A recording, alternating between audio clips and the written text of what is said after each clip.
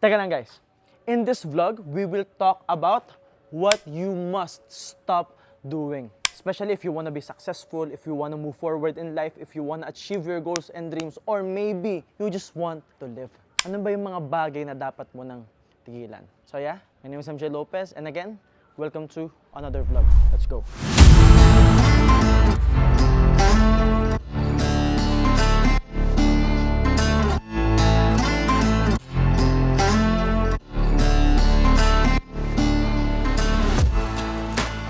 Ayan guys, we are now here in Mandaluyong sa office ng Worldwide Entrepreneurs, and now we will talk about the 5 things you must stop doing right now.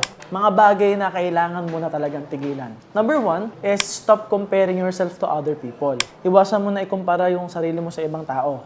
Number 1, kailangan mo i-acknowledge na may mga tao mas magaling sa'yo, mas maganda sa'yo, mas pogi sa'yo, mas matangkad sa'yo, mas mayaman sa'yo. And most of them, sila yung mga taong nauna sa atin. So instead na mainggit ka, instead na ikumpara mo yung sarili mo, gamitin mo silang inspirasyon. Kasi whenever you compare yourself to other people, talo ka eh. Pag kinumpara mo yung sarili mo sa taong mas magaling sa'yo, sa taong mas lamang sa'yo, automatic, you will feel bad about yourself. Automatic, bababa yung tingin mo sa sarili mo. Pag naman kinumpara mo yung sarili mo sa alam mong mas magaling ka, sa alam mong mas mayaman ka, yes, you might feel good about yourself for quite a short while, pero that's actually narcissistic. Hiram lang yun eh. Kasi isipin mo, kinukumpara mo yung sarili mo sa alam mong mas magaling ka. Nasaan ang challenge doon? So the point is very simple.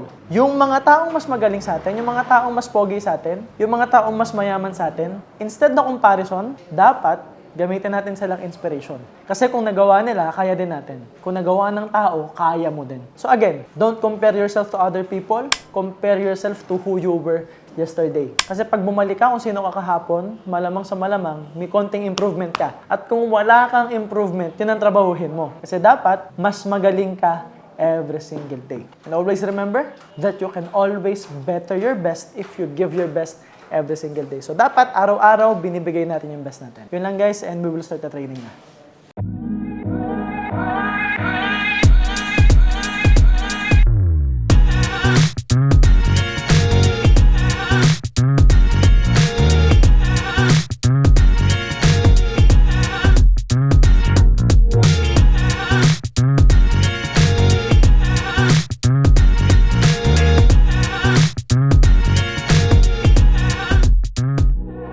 Nafe-feel mo na eh, pero minsan aatakihin ka pa rin ng doubt.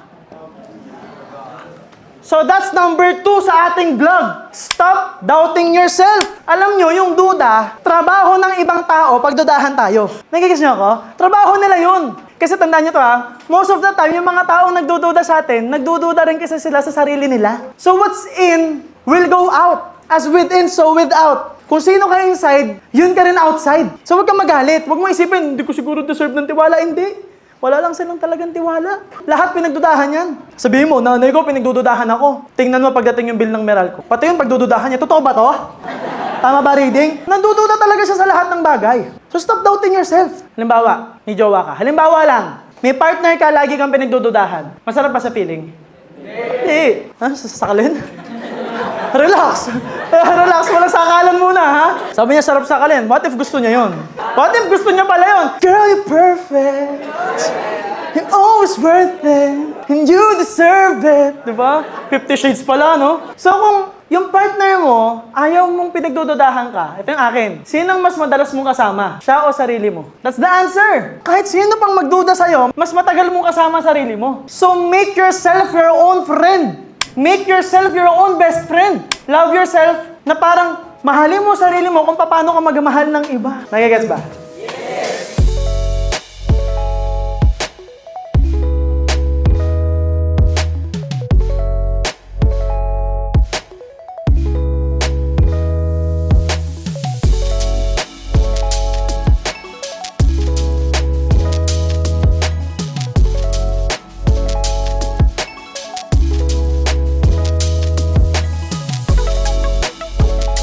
Number 3 is stop procrastination. Guys, nakita nyo naman, sobrang ganda ng nangyayari sa Worldwide Entrepreneurs. May stockings nagbayad ngayon lang. It is a byproduct of hard work. Social media channels natin, lahat dumalaki. Sa YouTube, dumadami subscribers. It is a byproduct of hard work. And kung hindi ka pa nagsusubscribe, mag-subscribe ka na ngayon na and click the notification button para tuwing may uploads tayo, alam na alam mo. And good news ko sa inyo, twice a week na tayo mag-upload, isang vlog at isang podcast. And we will do our best to upload podcast episodes every single week para sa inyong lahat, guys. Kaya nga dumadami rin yung listeners natin sa Spotify because tinigil na natin yung pagiging tamad. Tinigil na natin yung procrastination. Kaya dumadami yung followers natin sa TikTok, sa Instagram, sa Facebook kasi nga hindi tayo tamad. So bottom line, tigilan nyo na yung mamaya na, bukas na. Kasi yung bukas na pwedeng maging next week na, next month na, at next year na. Hanggang makasanayan mo yan. Kaya, you feel bad about yourself. So ang kagandahan, if you will stop procrastination, 1, you will achieve your goals. 2, you will achieve your dreams. 3, magmamanifest yung vision mo. 4, you will move forward in life. And number 5, you will feel good about yourself.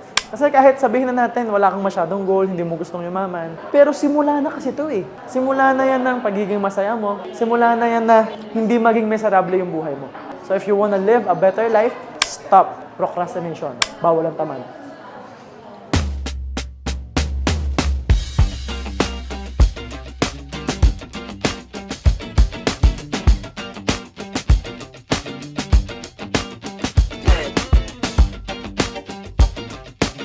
So ayan guys, sabi sa inyo, may good news na mangyayari, no? May stockist tayo ngayon, on the spot, nagbabayad dito.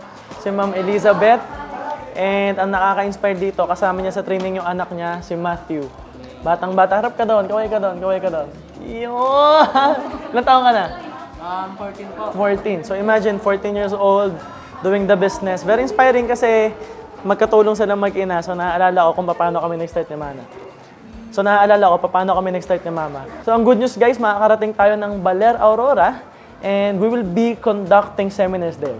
So if you want to join Worldwide Entrepreneurs at tiga doon lang kayo, you can contact Ma'am Elizabeth and Matthew right here. Alright, so yun lang guys. Congratulations, Ma'am. Congrats. Grabe!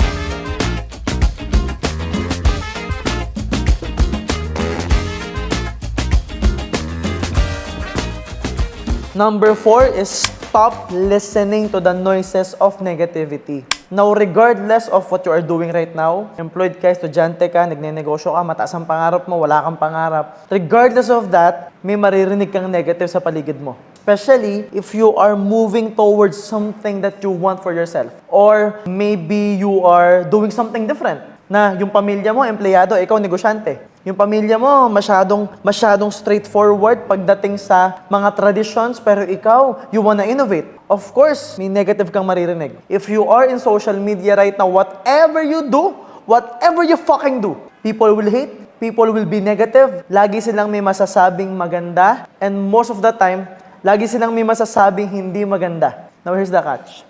Kung alam mo sa sarili mo na tama yung ginagawa mo, or at least you know yourself na totoo ka sa sarili mo, that you are true to who you are as a person, sabi nga ni William Shakespeare, di ba? To thine own self be true. If you are authentic, hindi ka dapat nang ikinig sa negativity. Kasi nga, again, kahit anong mangyari, kahit anong gawin mo, nandyan siya. So bakit mo naman pakikinggan? Well, in fact, there will be people around you who will support you, who will love you, who will appreciate you. Sanayin mo yung sarili mo na mag-focus, makinig do sa mga taong alam mo na sinusuportahan ka, na naniniwala sa'yo, na nandyan, nagmamahal sa'yo. Maybe at some point, mas marami yung negative. Pero kung mas lalaliman mo yung pakikinig mo, mas magiging meaningful sa'yo yung mga positive, kahit hindi siya masyadong madami. And time will come, as you move forward, dadami rin yan. Lagi ko nga sinasabi, di ba? Lahat ng marami, nagsisimula sa isa. And one more thing, pakinggan mo yung sinasabi ng puso mo because at some point, you already know what to do. So maraming negative, huwag mong pakinggan. Yun lang.